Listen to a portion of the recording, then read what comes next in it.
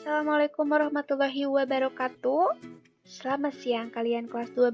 Jangan lupa tersenyum namun tetap berkonsentrasi karena hari ini kita akan melanjutkan materi mengenai statistika bagian 4 yaitu ukuran penyebaran data. Apa saja itu? Melingkupi jangkauan, simpangan, variansi, dan lain sebagainya. Jangan lupa like dan komen sebagai tanda kalian mengikuti pembelajaran ini. Share apabila ini bermanfaat. Subscribe dan nyalakan notifikasi bagi yang belum, supaya tidak ketinggalan video pembelajaran selanjutnya. Selamat belajar!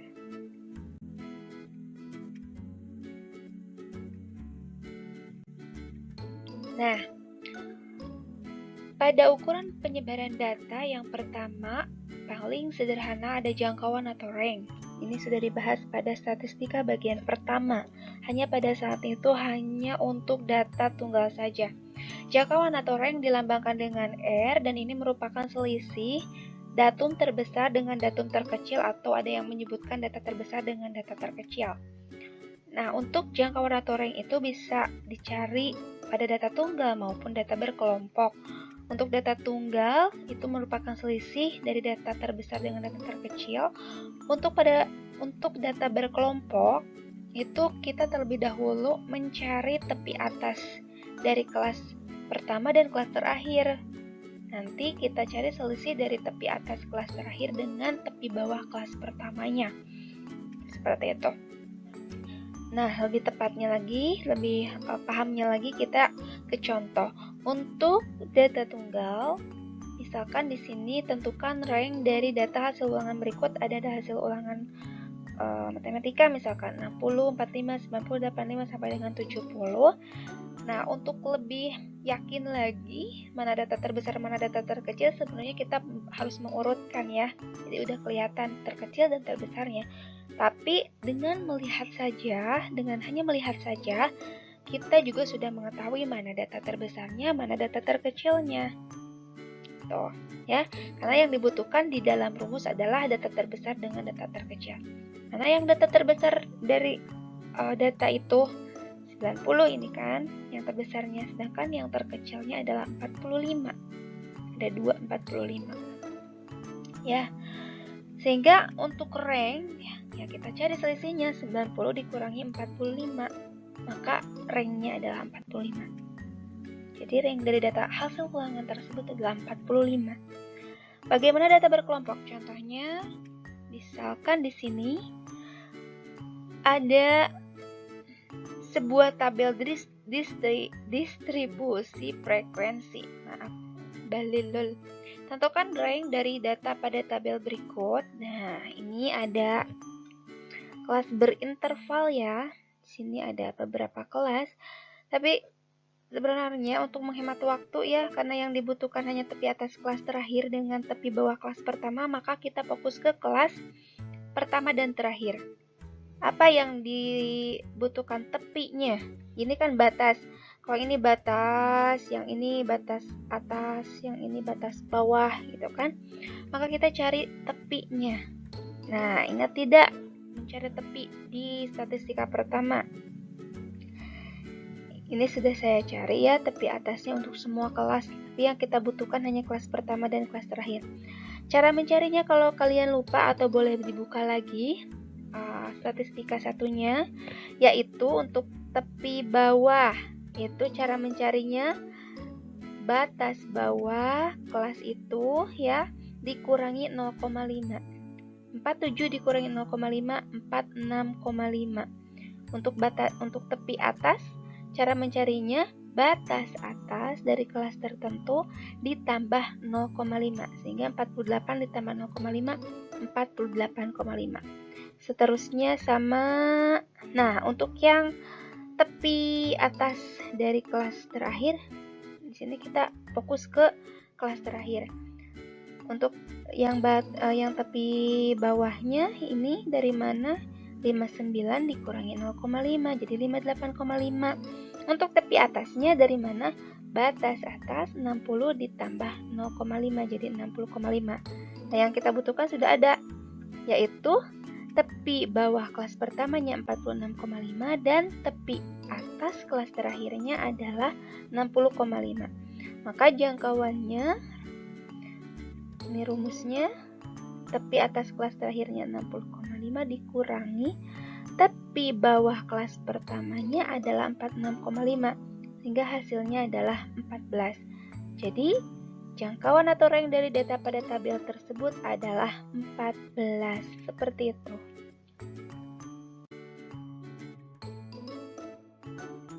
Nah, yang kedua, dari ukuran penyebaran data adalah simpangan rata-rata. Simpangan ya. Simpangan rata-rata itu apa? Simpangan rata-rata lambangnya adalah SR. Nah, yang ini merupakan rata-rata jarak antara nilai-nilai data menuju rata-ratanya. Data atau datum ya. Nilai-nilai data menuju rata-ratanya. Itu kan nanti kita tahu rata-ratanya berapa. Nah, ada simpangan antara nilai atau datum dengan rata-ratanya. Dan kemudian dirata-ratakan, maka itu adalah simpangan rata-rata. Apa gunanya? Untuk mengetahui seberapa jauh sih nilai rata-rata itu menyimpang. Nilai data menyimpang dari rata-ratanya. Berapa jauh nilai data menyimpang dari rata-ratanya. Simpangan rata-rata seperti halnya yang tadi ya, ada jangkauan dan lain sebagainya, itu berlaku untuk data tunggal dan data berkelompok. Rumusnya hanya sedikit berbeda.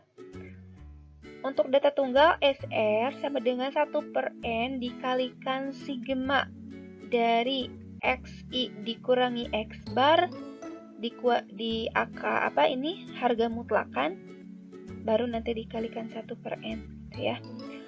Jadi di sini kita memerlukan X bar, di sini adalah rata-rata. Kemudian setiap datanya dikurangi rata-ratanya. Kalaupun itu nilainya negatif, karena ada nilai mutlak maka jadi positif. Kemudian dijumlahkan semuanya, baru kita bagi dengan N atau banyaknya datum. Nah, pada data berkelompok, perbedaannya hanya ketika nanti setiap data dikurangi dengan rata-ratanya, itu nanti kalikan dengan frekuensi. Karena datanya berkelompok atau berbobot, kalikan dengan frekuensi. Baru kemudian dijumlahkan dari mulai data yang pertama atau kelas pertama sampai dengan kelas terakhir ya, untuk data berkelompok. Di sininya K, ini N, ini K, di sini sampai dengan kelas terakhir. Dijumlahkan, baru nanti dibagi dengan banyaknya data. Nah, kalau data berkelompok, N ini jumlah frekuensi atau total frekuensi banyaknya data ya. Mari kita ke contoh supaya lebih paham lagi. Tapi sebelum ini keterangannya barusan sudah dijelaskan ya. Keterangannya SR-nya itu merupakan simpangan rata-rata dan N-nya banyaknya datum untuk data tunggal. XI-nya datum ke I. Nah, untuk X bar-nya adalah yang ini X bar rata-rata. Ini sudah tahu ya pada penjelasan sebelumnya. Untuk data berkelompok, bedanya K-nya di sini, ini kan sampai N, tadi udah dijelaskan, ini sampai K, ini banyaknya kelas. FI frekuensi kelas tertentu, N-nya banyaknya frekuensi. Kalau N di sini banyaknya datum, kalau di sini N jumlah frekuensi atau total frekuensi. Contoh untuk data tunggal. Tentukan simpangan rata-rata dari data 4, 10, 7, 10, 6, 11, 8. Bagaimana cara menentukan simpangan rata-ratanya? Ya, kita tulis rumus yang diperlukan adalah tadi SR sama dengan 1/N dikalikan sigma dari XI dikurangi X bar. Ya, kemudian dijumlahkan nantinya. Baru dikalikan 1/N. Nah, di sini apa yang kita butuhkan di dalam rumus kita analisis. Yang pertama adalah X bar. Nanti karena setiap datum itu dikurangi X bar, maka kita cari pertama kali yang kita cari adalah X bar. Pada statistika bagian kedua ya. Pada statistika bagian kedua, X bar atau rata-rata itu cara mencarinya jumlahkan semua datum dibagi banyaknya data. Nah, datanya di sini ada berapa? 1, 2, 3, 4, 5, 6, 7. Jumlahkan saja semuanya tanpa harus mengurutkan dari data terbesar atau data terkecilnya. Tanpa diurutkan terlebih dahulu, langsung jumlahkan bagi dengan banyaknya datum. Itu banyaknya data. Di sini tinggal kita jumlahkan 4 tambah 10 sampai dengan 8. Dibagi tadi datumnya, datanya ada 7. Kemudian jumlahkan 56 ya. 4 tambah 10, 14 tambah 7, 21 tambah 10, 21 tambah 10, 31 tambah 6, 37 tambah 11, 37, 48 tambah 8, 56 dibagi 7, 8. Jadi rata-ratanya atau X-barnya adalah 8. Setelah itu butuh apa? Setelah itu masing-masing data ini kita kurangkan dengan X-barnya, lalu dijumlahkan semuanya. Tuh, masing-masing datum 4, 10, ini 4 kan, dikurangi 8, karena dikurangi X-bar gitu, X-bar rata-rata. Yang 10, yang kedua adalah 10, dikurangi 8, 10 dikurangi 8. X yang ketiga, XI ini kan mulai dari 1 sampai dengan 7, berarti karena N-nya ada 7. 1 baru 2, 1, 2. Yang ketiga adalah 7 dikurangi 8. Itu yang ketiga. XI yang keempat, 10 dikurangi 8 juga. Ya, sampai dengan yang terakhir 8 dikurangi 8. Dibagi nanti hasilnya dengan 7. Ini kalau langsung dibagi 7, ini maksudnya gini, kan ini 1 per N, nanti hasil ini dijumlahkan dikali 1 dibagi N, itu juga sama saja dengan semua dijumlahkan ya dikali 1 per N gitu, sama seperti ini.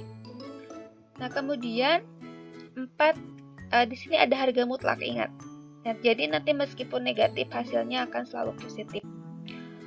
4 dikurangi 8 negatif 4, 10 dikurangi 8 2, 7 dikurangi 8 negatif 1, 10 dikurangi 8 negatif 2, sampai dengan 8 dikurangi 8 0. Nah ini ada harga mutlak nih, ada harga mutlak seperti pagar ini ya. Jadi di antara negatif 4 ini ada harga mutlak. Nah karena di sininya negatif 4, di harga mutlakan, ingat pelajaran kelas 10, kalau lupa buka lagi video ibu mengenai harga mutlak, itu ada ya, silahkan di search. Negatif 4, ini di harga mutlakan jadi 4. Jadi setiap yang negatif di harga mutlakan di sini akan menjadi positif. Maka bisa kita tuliskan yang negatif 4 jadi 4, 2, 2, 1, negatif 1 jadi 1. Yang positif ya sudah positif 2, 2 ya. Sampai dengan harga mutlak dari 0 adalah 0. Kita jumlahkan semuanya seperti pada rumus ini, sigma. Ada sigma berarti setelah diselisihnya kita cari, kita jumlahkan. 4 tambah 2, 6 tambah 1, 7 tambah 2, 9 tambah 2, 11 tambah 3, 14. 14 per 7 sama dengan 2. Jadi simpangan rata-ratanya adalah 2. Data tersebut menyimpang rata-rata 2. Ya. Bagaimana untuk data berbobot atau data berkelompok? Contoh pada data berbobot atau data berkelompok, tentukan simpangan rata-rata dari data berikut. Di sini ada data X, datum-datumnya ini 3, 4, 5, 6, 7. Frekuensi untuk datum pertama 1. Nah ini adalah data berbobot, ya tidak berinterval. Tapi rumusnya sama untuk data berbobot dan berinterval. Caranya mencarinya seperti ini. Ya jawab yang pertama, lihat. Di sini boleh kita tuliskan seperti ini. Tadinya horizontal, tabelnya kita buat vertikal, itu tidak haram ya. Tidak apa-apa, ini untuk mempermudah. Kemudian di dalam rumus SR sama dengan 1 per N. 1 per N. Atau nanti semuanya dibagi N gitu, boleh. Ini untuk mempermudah penulisan rumus 1 per N dikali sigma atau jumlah dari frekuensi dikalikan XI dikurangi X bar. Kalau tadi kan hanya XI dikurangi X bar saja dijumlahkan dibagikan N. Nah kalau ini ada penambahan dikalikan dulu sebelum dijumlahkan dengan masing-masing frekuensi. Dikalikan dulu ya, sebelum dijumlahkan dikalikan dulu setiap XI dikurangi X barnya dikalikan frekuensi baru dijumlahkan. Gitu. Jadi sekarang kita Analisa kebutuhan di rumusnya apa saja. Yang pertama adalah X-bar atau rata-rata. Seperti tadi kita cari dulu X-barnya. Hanya untuk data berkelompok, X-bar tidak menjumlahkan data, kemudian dibagikan N. Seperti itu kan? Tapi kita cari dulu perkalian dari FI dengan XI-nya gitu kan. Nah, maka kita buat di sini kan tuh X-bar sigma FI kali XI dibagi total frekuensi.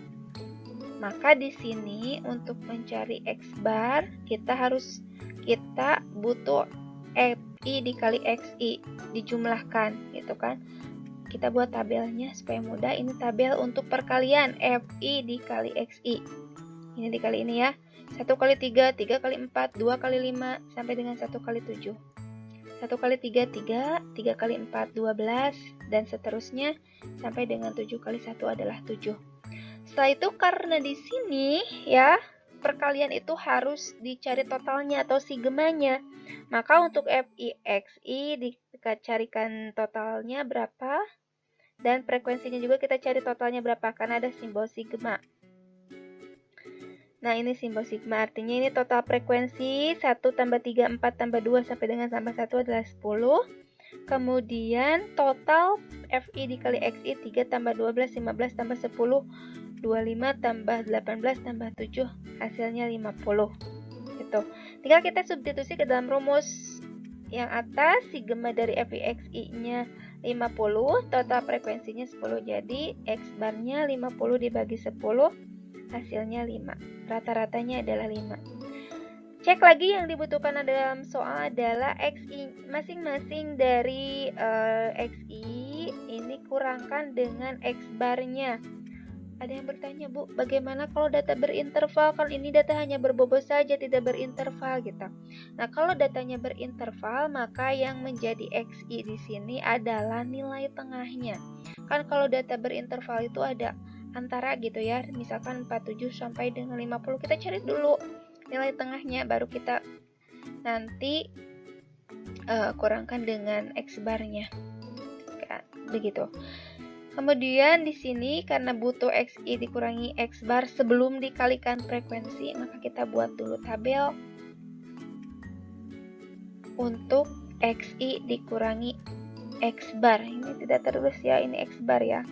Tidak terlihat X-barnya, tanda di atasnya untuk rata-rata seperti ini kurang terlihat.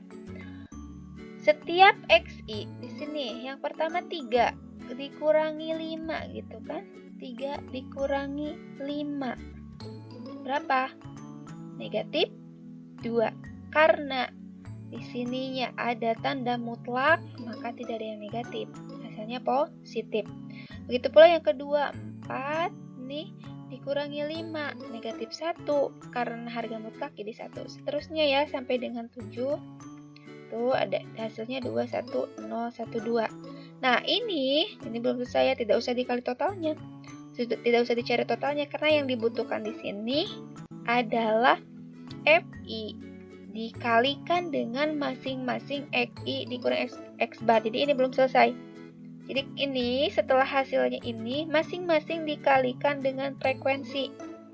Maka kita buat dulu tabel untuk mempermudah ya, untuk membantu kita mencari setiap frekuensi dikalikan dengan XI dikurangi X-bar. Kita buat yang ini nih, frekuensi ini ya, tabel yang ini. Setiap frekuensi dikalikan dengan hasil selisih yang barusan. F yang untuk yang pertama 1 dikalikan 2, berarti kan 1 dikalikan 2. F-nya ini 1, XI dikurangi X-barnya 2. 1 kali 2, 2. Yang kedua 3 kali 1, 3. Dan seterusnya ya, sampai dengan 1 kali 2, ini 2. Nah, yang ini baru kita cari totalnya, karena di sini ada tanda sigma. Sigma artinya jumlah ya. Jumlahkan dari mulai kelas pertama sampai kelas ke K, kelas terakhir. 2 ditambah 3, 5, tambah 0, 5, tambah 3, 8, tambah 2, 10. Maka total dari FI dikalikan XI dikurangi S-barnya adalah 10. Ini sudah ada totalnya 10. tinggal kita kalikan 1 dibagi dengan N. 10 kali 1, 10 dikalikan N-nya ada berapa? N-nya itu siapa? Total frekuensinya tadi 10. Jadi 10 yang ini hasil dari sigma dikalikan 1 dibagi 10 hasilnya 1. Nah, kalau yang ini berarti jadi simpangan rata-rata data berbobot ini adalah 1. Seperti itu.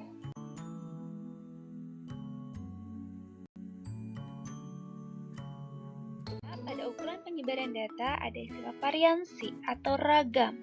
Lambangnya S kuadrat, dan ini merupakan ukuran seberapa jauh sebuah data dapat tersebar.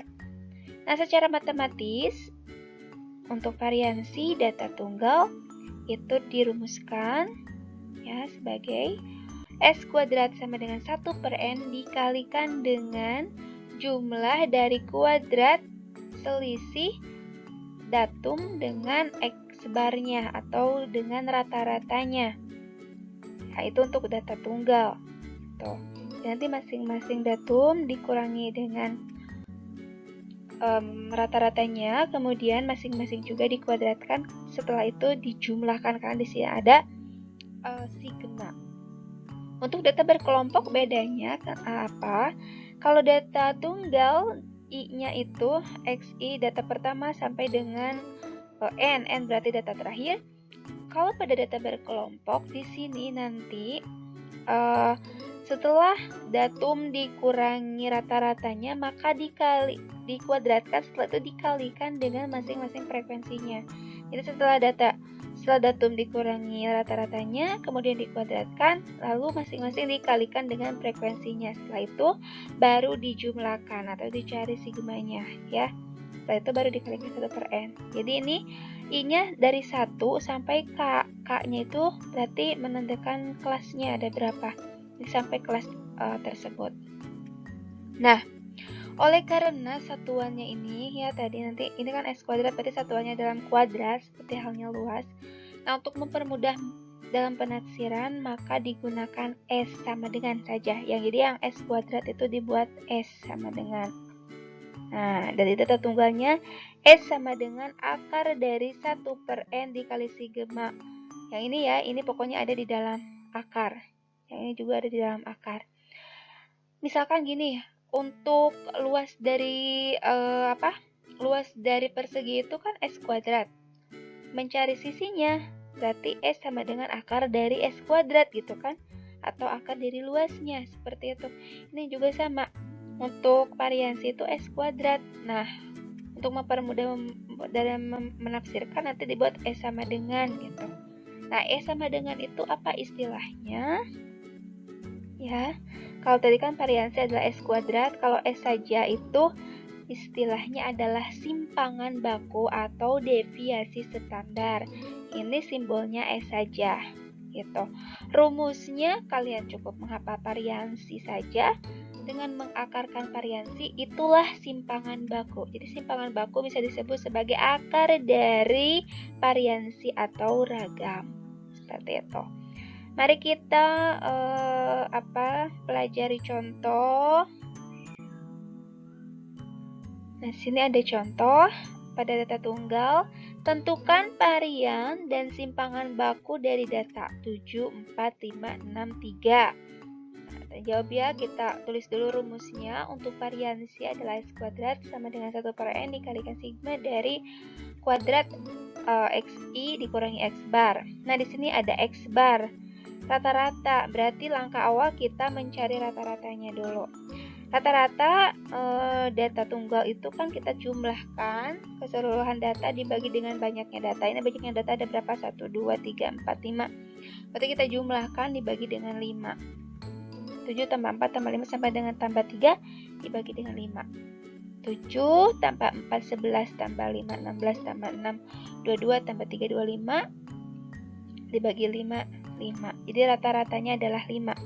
Setelah itu masing-masing datum XI dari datum pertama ya, XI itu X pertama yaitu 7, X2 berarti 4, X3 5. Nah, ini masing-masing dikurangkan dengan 5 terus dikuadratkan nanti. Oke, karena di sini harus dijumlahkan maka kita lebih mudahnya itu mencari dulu ininya ya, nanti baru dikalikan 1/n. Jadi kita cari dulu jumlah dari kuadrat selisih XI dengan X barnya.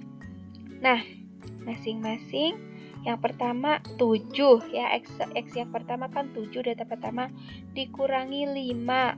7 dikurangi 5 itu 2, kemudian dikuadratkan nanti 2 kali 2 4 gitu. Nanti baru dijumlahkan. Ya, kita tulis semuanya dulu.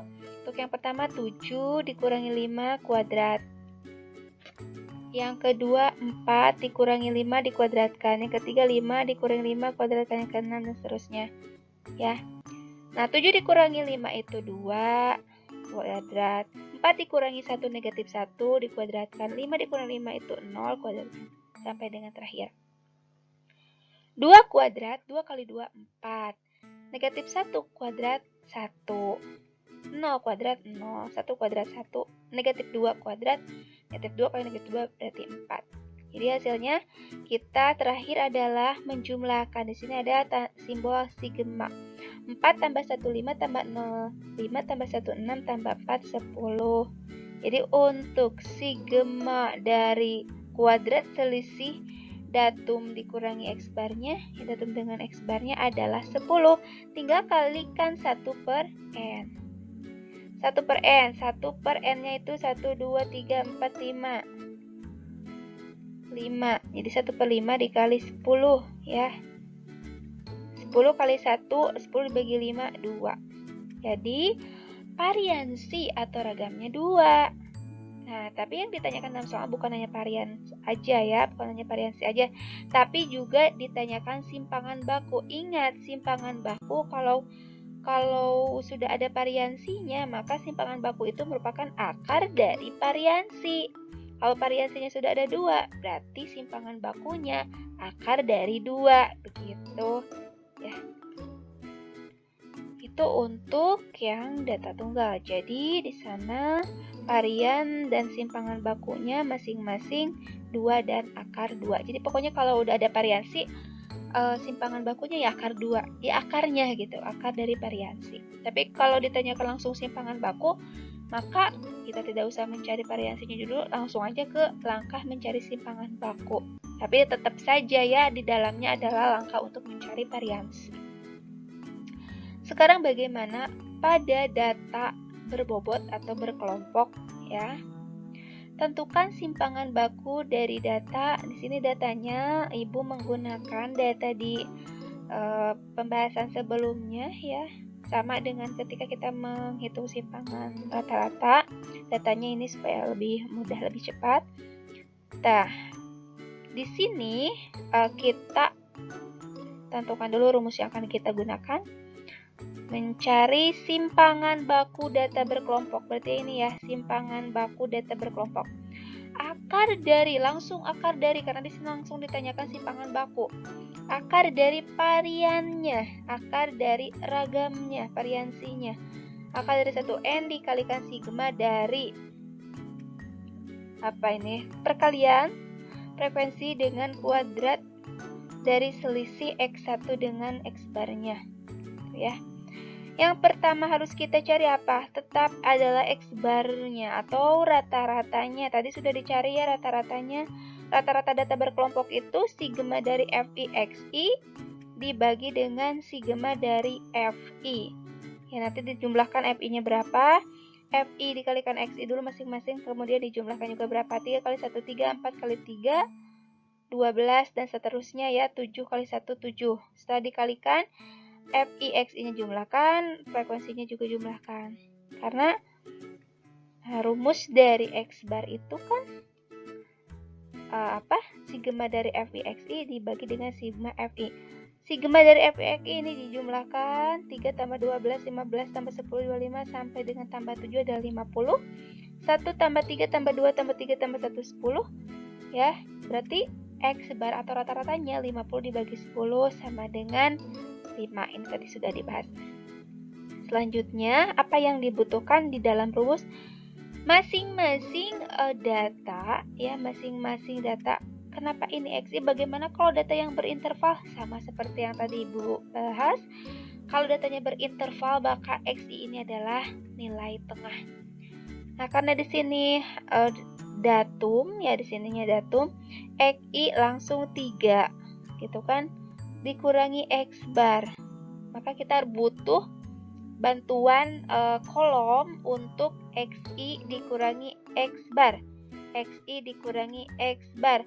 Ya udah, kita bikin aja kolom supaya lebih mudah. XI yang pertama 3, X barnya 5, 3 dikurangi 5 negatif 2, dikuadratkan negatif 2 kali negatif 2, 4, gitu. Untuk yang kedua, 4 dikurangi 5 negatif 1, negatif 1 dikuadratkan negatif 1 kali negatif 1, 1, seperti itu. Dan 5, 6, 7 juga dikurangi 5 dikuadratkan di 41014. Ini jangan dulu dicari totalnya, karena yang dibutuhkan di dalam rumus sebelum ditotalkan harus dikalikan masing-masing frekuensi. Jadi boleh kita kasih bantuan kolom masing-masing dari XI dikurangi X bar dikuadratkan ini, kalikan dengan frekuensinya, ya. Nanti baru dijumlahkan.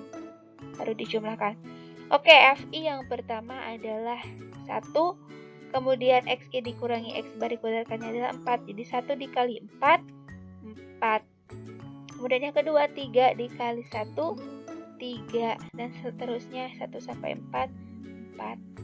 4, 3, 0, 3, 4 hasilnya. Baru kita cari totalnya, setelah dijumlahkan hasilnya 14. Jadi sigma dari FI dikali XI dikurangi X bar dikuadratkannya adalah 14. Tinggal kalau sudah semuanya ini sudah dijumlahkan, tinggal dikalikan 1/n. N-nya itu tadi datanya ada berapa? N itu total frekuensi.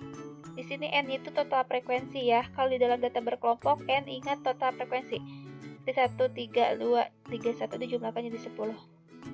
Di akar dari 1/10 kali tadi jumlah ini adalah 14. 14 kali 1 dibagi 10, 1,4. Jadi S-nya akar 1,4. Ya udah, nilainya itu aja. Jadi simpangan baku dari data tersebut adalah 1,4.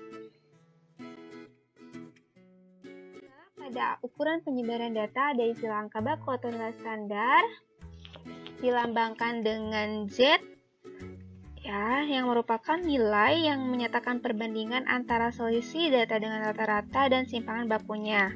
Secara matematis dapat dirumuskan sebagai Z sama dengan XI dikurangi X bar, kemudian dibagi dengan simpangan baku. Keterangannya untuk S itu simpangan baku, XI itu nilai datum, X bar adalah rata-rata hitung, sedangkan Z-nya itu tadi angka baku. Oke, kita ke contoh supaya lebih paham lagi.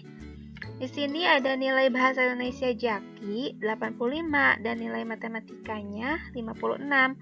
Rata-rata nilai dan simpangan baku untuk bahasa Indonesia 75 dan 5, sedangkan rata-rata nilai dan simpangan baku untuk matematika berturut-turut 50 dan 2. Mana yang lebih baik, nilai bahasa Indonesia atau nilai matematika? Nah, kita masing-masing cari dulu nilai Z-score-nya lalu kita bandingkan ya. Untuk Z-score bahasa Indonesia, ya rumusnya tadi XI dikurangi X bar dibagi dengan S. Nah, untuk nilai bahasa Indonesia, X itu nilai bahasa Indonesia itu adalah 85 tadi, sedangkan rata-rata bahasa Indonesia adalah 75. Kemudian simpangan baku untuk bahasa Indonesia adalah 5.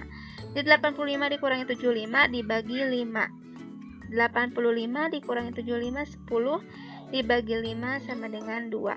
Oke, kita cari yang matematika. Z-score untuk matematika, XI nilai matematika 56 dikurangi rata-rata untuk nilai matematika adalah 50, sedangkan simpangan bakunya adalah 2. 56 dikurang 50, 6 dibagi 2 adalah 3. Nah, kita bandingkan mana yang lebih besar. Itu adalah matematika. Semakin besar angka baku, maka semakin baik. Jadi nilai matematika yang diperoleh Jaki lebih baik dibandingkan dengan nilai bahasa Indonesianya. Dikarenakan angka baku matematika lebih besar dibandingkan angka baku dari bahasa Indonesia. Seperti itu. Ya, jadi kalau untuk angka baku lebih besar itu lebih baik. Beda lagi dengan variansi ya.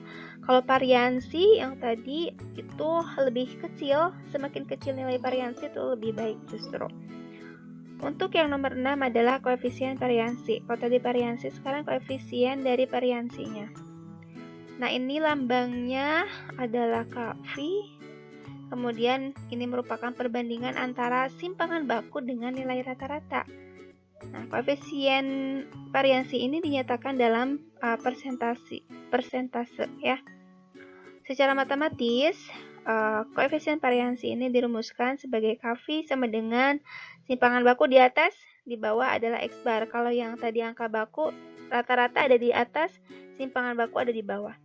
S dibagi dengan X bar rata-rata dikalikan dengan 100%, karena dalam bentuk persentase ya.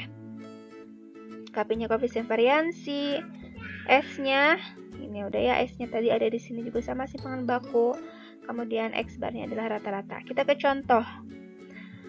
Misalkan di sini pada lampu taman yang memiliki rata-rata 3.500 jam ya, dan simpangan baku yakni 700 jam. Sedangkan pada lampu kota akan dipakai dengan rata-rata 4.800 jam dan memiliki simpangan 1.200 jam. Lalu lampu manakah yang lebih baik dari kedua lampu tersebut? Kita hitung masing-masing koefisien variansinya.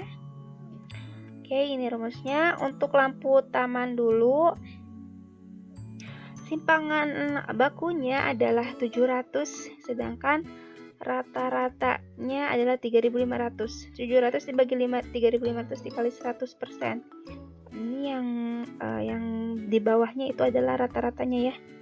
Jadi lebih kecil di atas. 100. Jadi 700 dibagi 35. Hasilnya adalah 20% ya. Kemudian untuk yang koefisien variansi lampu kota. Lampu kota itu tadi simpangan bakunya 1.200, sedangkan rata-ratanya adalah 4.800. 1.200 dibagi 4.800 dikali 100% sama dengan 25%. Kita bandingkan mana yang lebih besar? Koefisien variansi yang kota. Nah, ini justru sebaliknya. Kalau untuk koefisien variansi semakin kecil itu semakin baik. Maka dari perhitungan koefisien variansi, lampu taman lebih baik dari lampu kota. Kenapa? Karena koefisien variansi lampu taman itu lebih kecil dari koefisien variansi lampu kota. Seperti itu. Semoga paham. Selesai sudah. Jangan lupa dikerjakan latihan soalnya supaya lebih paham lagi. Dan sampai jumpa pada video pembelajaran selanjutnya. Wassalamualaikum warahmatullahi wabarakatuh.